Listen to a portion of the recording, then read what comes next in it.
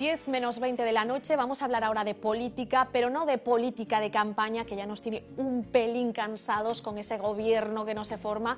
Pablo Vázquez Sande, muy buenas noches. Buenas noches. Hoy vamos a hablar de política desde una óptica bien distinta y que también tiene su lado divertido. Enseguida van a saber por qué. Pablo, periodista lucense, acaba de recibir un espaldarazo, digamos, a una tesis política que ya recibió un premio con anterioridad, pero es que en este caso has recibido lo que se conoce algo así como el Oscar en el sector de la asesoría de comunicación política. Cuéntanos un poquito de qué se trata. Exacto. El premio se llama Victory Award, es un premio que recibí el pasado fin de semana en la Universidad de Georgetown, que lo concedía la Academia de Washington de Ciencias Políticas y Artes Políticas. Y bueno, estaba nominado con 5 candidatos, algunos de ellos eran trabajos que presentaban incluso los autores, y al final el jurado eligió mi tesis doctoral, una tesis que presenté hace como un año en la Universidad de Santiago de Compostela, y eso fue la razón un poco del premio. Me la presenté y bueno, fue el tribunal, el jurado, decidió que era la más original, la más pionera, y creo que por eso me la han dado. Una investigación pionera que aborda una técnica de comunicación, por llamarlo de algún modo, que es el storytelling. Seguramente muchos de los que nos estén viendo dirán, pero ¿qué es eso? Que suena más a casi técnica de cómic que a otra cosa. ¿De qué estamos hablando cuando decimos eso de storytelling? El storytelling no deja de ser una técnica de comunicación que consiste en transmitir información utilizando los relatos. ¿Y por qué los relatos? Porque son un instrumento clave para activar las emociones. Entonces, en el caso de la política, pues en un contexto con tanta desafección, con tanto rechazo de los ciudadanos hacia los políticos, pues al final se trata de llegar a ellos de una manera diferente, buscando una óptica diferente, presentando al candidato desde su punto de vista más personal y dejando a un lado esos aspectos más políticos, por así decirlo. Entonces, es una técnica nueva. Imagino que de repetirse otra vez las elecciones en España, si hubiese terceras, ya sería una campaña completamente personal. Exacto. Ya lo hemos visto, el salto que ha dado incluso en España desde la primera campaña del 20 de diciembre al 26 de junio hemos visto, por ejemplo, pues Mariano Rajoy, que al principio se negaba a participar en formatos más próximos al storytelling, como puede ser El Hormiguero, otros programas así más de corte personal. Hemos visto cómo ahora sí se ha lanzado a ellos y probablemente, si hubiese unas terceras elecciones, pues probablemente se acomodase aún más a ese tipo de formatos. Volviendo al caso concreto de tu tesis, Pablo, tomaste como referencia unas elecciones, las municipales de 2011, no sé si por algún motivo o fue algo al azar. ¿Cuáles fueron las principales conclusiones que sacaste acerca del modo de comunicar de los políticos en esa cita electoral? Escogí las elecciones de 2011 porque cuando empecé la tesis fue en el año 2012 y era los últimos comicios que se habían celebrado eran los de 2011, y escogí también las elecciones municipales porque tienen un componente más personal muchas veces que las autonómicas o las generales. En cuanto a las conclusiones, siempre me gusta destacar dos. La primera, que es una técnica que es todavía incipiente, todavía está empezando en las campañas gallegas, y la otra, que es una técnica que promueve el doble de interacción, tanto desde el punto de vista de los comentarios de los usuarios en YouTube, como desde el punto de vista del número de reproducciones, como del número de aprobaciones y desaprobaciones. En esos pulgares que hay debajo de los vídeos, pues lo que constaté fue que los vídeos que utilizaban esta técnica de storytelling personal recibían de media el doble de interacción que los que no lo utilizaban. Creo que podemos decir que científicamente está comprobado a través de tu trabajo que los políticos cuenten o tiren de anécdotas personales y de apelar a la emoción y al corazón de los votantes llega más que no hacerlo. Desde el punto de vista de interacción, sí, luego ya habría que ver, que es un trabajo mucho más complejo, si esa interacción se traduce en una intención de voto. Claro. Pero al menos sí sabemos que en un contexto de tanta dificultad por captar la atención, sabemos que ese tipo de contenidos sí enganchan más al público, al elector. Vamos a ver uno de esos enlaces, uno de esos vídeos subidos en su día a YouTube y que tiene como protagonista al entonces candidato por Lugo, el popular Jaime Castiñeiras, para que, pues eso, visualicemos de algún modo lo que nos estás diciendo, Pablo. Sempre era o máis traste de todos, quizás. Chamei ao pai e viñeron os dous. Tiña 8 fillos, era dunha familia moi humilde, moi humilde. Pero tamén foi moi listo. Foi o único que estudiou de todos e sacou moi boas notas sempre. Plantifeille o estudiar, claro, o seu padre pois unha cara de sorpresa, quedouse frío. Que me gustaría que fora. Como iba a ir a estudiar un fillo, porque tiña 8 e era o 7º, había unha nena máis pequena. Menos traste non era, pero bueno, trastes eran todos. Estudioso foi sempre. Tivo que facer esforzo porque na casa... Una modalidad un poco distinta en la que ya no es el propio protagonista el que habla de sus bondades, sino terceras personas, que me imagino que eso todavía es más fácil para el candidato, no tener que venderse el mismo. Suena mucho más creíble, evidentemente. resulta para una persona resulta más difícil hablar de sí misma y resultar creíble que si lo hace pues el entorno de tu familia. En este caso, por ejemplo, la madre es una persona que va a conectar muy bien, va a movilizar las emociones del elector mucho más fácil que si es el propio candidato, que tiene una imagen más dura siempre. Un político siempre va a tener una cierta coraza que le va a impedir conectar con tanta facilidad como en este caso puede hacerlo la familia y la maestra de este candidato. Luego veremos si hay una tendencia, un perfil tipo del usuario de storytelling. Quizás algunos puedan pensar que en partidos más tradicionales no se siga tanto esta tendencia, pero el ejemplo que vamos a ver y que también incluías en tu trabajo también tiene como protagonista a una formación conservadora, el Partido Popular, en este caso en su campaña de 2011 en A Coruña.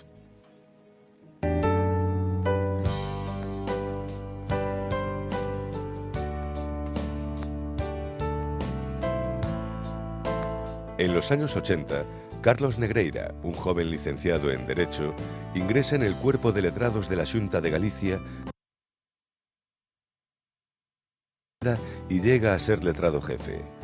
Los siguientes 4 años, trabaja como director general de Recursos Humanos del Servicio Galego de Saúde al lado de Alberto Núñez Feijóo como secretario general y de José Manuel Romai Becaría como conselleiro de Sanidad. Otra manera un poco más formal de dar a conocer al candidato. Exacto, lo que se planteaba en este caso era la trayectoria profesional que había seguido este candidato para plasmar que ese era su recorrido y ese era su aval para gobernar la ciudad de Coruña. Comentábamos antes sobre el perfil prototípico. Una de las conclusiones también de la tesis es que no hay un perfil prototípico. Hemos encontrado ejemplos tanto de candidatos jóvenes como candidatos mayores, candidatos que se presentan por primera vez, candidatos que repiten, del PSOE, del PP. Es decir, hay un perfil muy variado que lo que demuestra al final es que es una técnica que está al alcance de cualquier político y que no existe un prototipo, digamos, de candidato que la deba utilizar. No sé si en el caso de Negreira pudo tener algo que ver. Yo recuerdo en aquella campaña pues que en A Coruña quizás no era una personalidad muy conocida, de hecho sus orígenes lo situaban fuera de Galicia, y vender también un poco el apego, ¿no?, a la tierra con la que quería estar y a la que quería representar. Exacto, precisamente Negreira tiene un vídeo donde él reivindica que es hijo de la inmigración, pero eso al final no deja de ser una técnica para conectar. Estamos hablando de una comunidad como es Galicia, donde la inmigración ha tenido tanto encaje. Entonces al final lo que estamos es buscando la empatía con el elector y buscando que de esa manera se identifique con el candidato que representa ese mensaje. Oye, Pablo, ¿y tú como especialista en este tema, todo vale en el relato de experiencias personales o hay que fijarse también límites? Yo creo que para que un relato personal sea eficaz, tiene que ser creíble. Tiene que encajar con el perfil que tiene la gente del candidato o bien que sea adaptable a ese perfil que ya tenemos. Evidentemente, un relato personal que no tenga ningún objetivo detrás no va a funcionar, o que no sea creíble, o que donde el candidato no se siente cómodo. Si no se cumplen estas premisas, no va a ser un relato eficaz. Hablas de credibilidad, quizás le falló, no sé si a él mismo o a su equipo de asesores. Seguro que nuestros espectadores recuerdan el caso de Pedro Sánchez, el candidato del PSOE, cuando en campaña decidió tirar de anecdotario también, le salió algo así como el tiro por la culata, y contando el mismo caso en distintas ciudades, a su protagonista la llamó de 2 maneras distintas. En una ciudad fue Juana y en otra Valeria. Ayer estuve en Barcelona. Cuando terminé el acto, un acto muy semejante a este, se me acercó la madre de una chavala que se llama Valeria. Valeria tiene 35 años, 35 años. Su madre me dijo que lleva 2 contratos de 4 horas en 2 semanas. Hace 3 días estuve en Extremadura y en un acto semejante a este se me acercó una madre que tiene una hija de 35 años. La hija se llama Valeria. Cuando salí de un acto semejante a este se me acercó la madre de una chica que tiene 35 años, que es dependienta y que su hija se llama Valeria. Valeria. Que no nos quedó claro cómo se llamaba finalmente. Una prueba de que tratando de humanizar a veces la forma de hacer política, pues se puede también meter la pata, ¿no? Exacto, tiene que ser algo muy interiorizado. En estos vídeos veíamos como antes de decir el nombre, Pedro Sánchez tenía como 2 segundos de silencio donde estaba intentando recordar esa historia que se había aprendido pero que no había vivido. Una historia que vives siempre va a ser más fácil de contar con una historia que alguien te hace memorizar, ¿no? En este caso yo creo que también esos segundos de duda ahí obedecen también a eso. Vamos a poner otro ejemplo para que se demuestre de alguna manera lo que tú dices, que el relato de experiencias personales no se ciña a unas únicas siglas. El propio Mariano Rajoy nos sorprendía con una inhabitual efusividad, hablando pues, de algo no muy pasional, una alcachofa, de esta manera. Ahora hemos estado aquí viendo este campo de alcachofas. Bueno, a mí realmente me emociona. Anda que no trajo cola ese comentario de Rajoy, quizás se pasó un poquito también con el calificativo, ¿no? Cuando hablaba yo antes de que tenía que ser creíble con la imagen, Rajoy se ha labrado una imagen bastante técnico, bastante dura a lo largo de su mandato, entonces, de su legislatura. Al final, llegar y poder emocionar al elector, el elector es mucho más inteligente de lo que muchos políticos piensan. Entonces, al final tienes que ser muy coherente contigo mismo, lo primero, con los candidatos consigo mismos, y después con el mensaje que has ido trasladando.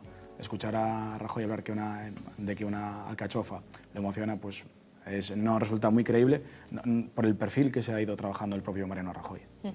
Humanizar es una cosa, pero restarse credibilidad es otra. Hemos visto a políticos cantando, bailando, interviniendo en programas del corazón, participando, como decías, pues eso, en espacios televisivos que otrora pues no se hubiesen atrevido a pisar.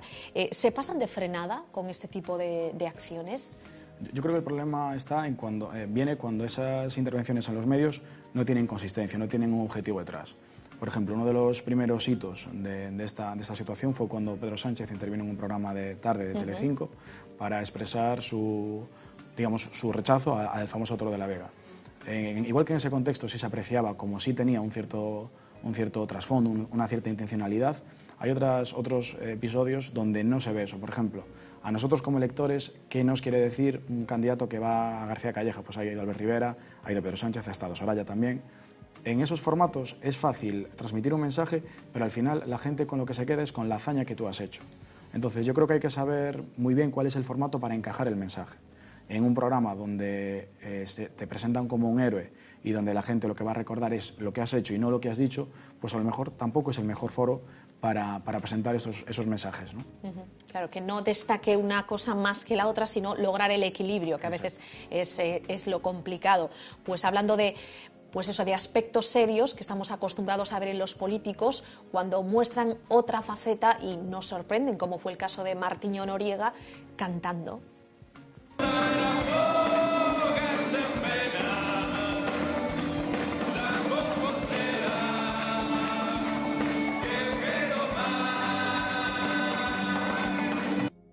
Que parece decir algo así como, bueno, yo también me sé divertir, yo también soy una persona como todo el mundo, ¿no? Exacto, lo que intenta trasladar es que es uno más dentro de ese contexto, pero al final también hay que saber mantener un poco lo que decíamos, el equilibrio de ser uno más y ser uno cualquiera, es decir, el político tiene que tener una cierta legitimidad, una cierta credibilidad que no puede restarle ese afán por espectacularizar su mensaje.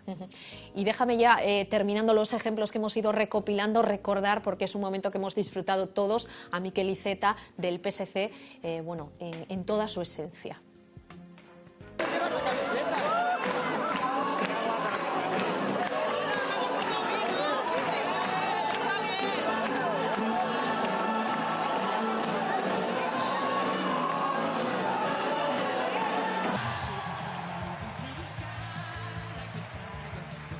En este caso dicen que es así también en la vida real, no lo sé.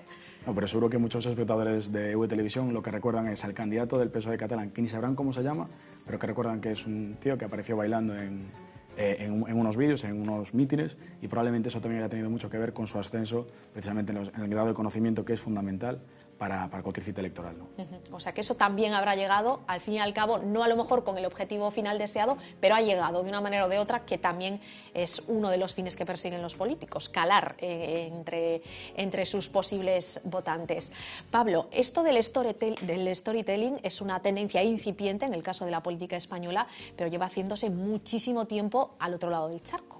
Exacto, muchas veces vemos que los grandes partidos españoles lo que están incorporando también ahora son empresas que vienen del contexto americano y al final están implantando aquí lo que son las técnicas americanas, lo que se llama la americanización de las campañas electorales. Esto todos recordaremos a Obama con su esposa, con el perro, las hijas de Obama. Todos conocemos a la perfección la familia de Obama. Al final, lo que se está implantando en España no deja de ser algo que es muy frecuente tanto en Estados Unidos como en América Latina. Son campañas, digamos, más emocionales, más pasionales, donde el candidato tiene un papel más central del que tenía en España hasta hace un año o dos. Aquí vemos que poco a poco, cada vez más, las campañas se centran en el candidato y no tanto en el programa electoral o en el propio partido por el que se presenta. Lo que pasa es que, claro, también hay que verlo en el contexto de cada país. ¿Tú crees que aquí triunfaría una forma de hacer política tan americana? siendo como somos aquí, distintos a los americanos? Yo creo que tenemos un contexto donde es impredecible decir lo que puede funcionar y lo que no. Lo que sí está claro es que los partidos políticos, tanto la vieja política como los que presumen de nueva política, tienen que buscar nuevos formatos porque el electorado está cansado de los casos que se han conocido en la política, está cansado de ir a votar. Entonces, eso requiere que los políticos y sus equipos se reinventen a cada momento porque el mensaje que ayer funcionaba y la forma de transmitir ese mensaje ya no sirve. Hay que actualizarlo y hay que darle un giro. Entonces, probablemente esa tendencia a incorporar los contenidos personales tenga mucho que ver con eso, con la necesidad de sorprender a un electorado desmoralizado, un electorado desmotivado y un electorado que está muy cansado de los políticos. Una tendencia imparable en la que tendrán seguro mucho que ver, hayan tenido mucho que ver, pues eso, la mayor utilización cada vez más de las redes sociales, ¿no?, que ayudan a viralizar esos vídeos, a que sean cada vez más compartidos, ¿no? Exacto. En mi caso, la investigación partía de la red social YouTube, entonces se utilizaban las métricas de YouTube. Hay que tener en cuenta, de todas maneras, la tesis, como comentábamos, es de Galicia. Los índices de penetración de Internet en Galicia no son comparables a los que hay en Estados Unidos o a los que hay en otras comunidades de España. Pero aún así sí nos dan esos ciertos datos ya de pues que ya existen miles de reproducciones en los vídeos de políticos y bueno, nos van dando una pista de que las redes sociales están ahí, no son la panacea, ni la política se puede hacer solo en redes sociales, pero sí son un complemento que yo creo que cada vez se está explotando más también en Galicia. Aunque es una tendencia que acaba de aterrizar, te pido que te mojes, Pablo, ya para terminar. ¿Qué político dirías de la escena actual, pues eso, a nivel estatal o a nivel gallego, como quieras, crees que se adapta más al perfil yanqui, del político yanqui, y cuál en el lado más opuesto, el que menos se parece a un Obama, por ejemplo? Es una pregunta compleja. Quizá el que menos, probablemente sea Mariano Rajoy, por lo que hablábamos, por el perfil duro que se ha logrado, un perfil de gestor, es decir, una persona que trabaja mucho más las razones que las emociones, entonces encajaría peor para ese discurso. Y después, quizá tanto Pablo Iglesias como Albert Rivera, cualquiera de los dos, tengan más probabilidades de tener éxito, también porque su mensaje es nuevo, un mensaje nuevo requiere formas nuevas. Entonces, probablemente ellos dos tengan más probabilidades que Pedro Sánchez, que lo ha intentado, pero yo creo que ha sido un storytelling fallido. O sea, todos recordamos esa imagen de cuando se presentó con su esposa, una gran bandera española de fondo copiando a Obama, pero no ha calado, probablemente por la marca de partido que tiene detrás. Entonces, yo creo que por eso, por coherencia con las marcas de partidos, tanto Rajoy como Pedro Sánchez serían los que menos encajarían en esa técnica y Albert Rivera y Pablo Iglesias. ¿Y en Galicia no te mojas, Pablo? En Galicia es complicado. Quiero decir, por ejemplo, una de las primeras personas que utilizó el storytelling en Galicia fue Feijóo. Ese vídeo que recordamos todos de él abriendo la nevera con su familia hablando de él, eso es de la campaña del año 2009. Es decir, es un ejemplo originario y original. Hoy por hoy, la escena política gallega es también diferente, no sé, es complejo. Pablo Vázquez Sande, muchísimas gracias por haber estado esta noche en Más que Contar y felicidades por ese premio que recibiste, y creo que está en reparación porque nada más recibirlo se te cayó al suelo. No fue nada más recibirlo, fue al llegar a Lugo, no, pero bueno, ya ha sido un corte a la mitad que ya está a punto de estar reparado de todo. Felicidades en cualquier caso, Pablo, muchas gracias. Gracias, Lucía. Nos estamos yendo casi las 10 de la noche, pero hoy queríamos despedirnos recordando esa primera gesta española en los Juegos, esa medalla de oro conseguida por la nadadora Mireia, pero con otra imagen que seguro han visto estos días en los Juegos y que les ha sorprendido, la de la espalda del nadador Michael Phelps, cubierta de una especie de moratones. No sabemos si es el efecto olímpico, pero la demanda de tratamientos con ventosa va en aumento y lo hemos comprobado en un centro de fisioterapia de Galicia. Justin Bieber, Gwyneth Paltrow, Jennifer Aniston y más recientemente Michael Phelps. Los moratones circulares están de moda y la culpa es de las ventosas o del cupping, una terapia milenaria que puede ayudar a los deportistas a mejorar su rendimiento. Este vacío lo que provoca es un aumento de circulación en zona. Es lo que ocasiona una recuperación de los tejidos. La sangre lleva nutrientes y los nutrientes lo que van a hacer es regenerar todos los tejidos. Si un deportista tiene una lesión muscular, podemos utilizar la técnica de las ventosas pues para darle movilidad otra vez a la musculatura, para aumentar la circulación en la musculatura, y combinada con otro tipo de técnicas como son los estiramientos, le va a favorecer a la regeneración. Es decir, que el deportista pueda seguir con su actividad deportiva. Aunque, ojo, antes de lanzarse a crear moratones en el cuerpo hace falta un diagnóstico. Esta es una técnica complementaria y no es la más recomendada para todo tipo de lesiones. No, hay que diagnosticar siempre. No se aplicaría en gente que tiene problemas de circulación, en procesos con muchísima inflamación no está indicada. Aquí tampoco hay magia, porque no será el cupping el que te convertirá en un deportista de élite. No por colocar unas ventosas, no por colocar o hacer cualquier otro tipo de aplicación vas a mejorar el rendimiento deportivo. Eso se mejora entrenando. La técnica sirve para recuperar lesiones, pero también se utiliza para tratamientos de celulitis, estreñimiento, para aliviar el estrés o hasta los efectos del insomnio. Nosotros nos vamos ya en la Voz.es. Siguen informados de la última hora de cada minuto de la evolución de los incendios en Galicia. Volvemos mañana a partir de las 9 de la noche. Adiós.